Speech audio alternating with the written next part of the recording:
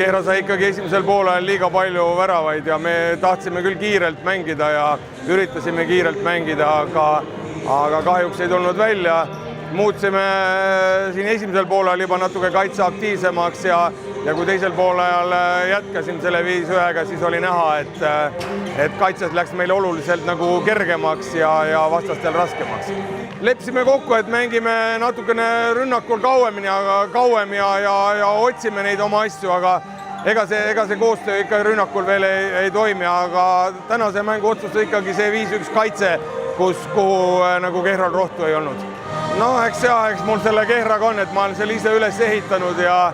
ega mul väga hea meel seda Kehrat võita kunagi ei ole, et ma tahan, et Kehral läheb hästi, aga täna teen ma Tallinnaga tööd ja Tallinna poistega, kelle ma olen suure osa siin ka väiksest peast üles kasvatanud, nii et soovin neile edu ja loodan, et meil saab veel palju niisuguseid võimsaid lahinguid olema.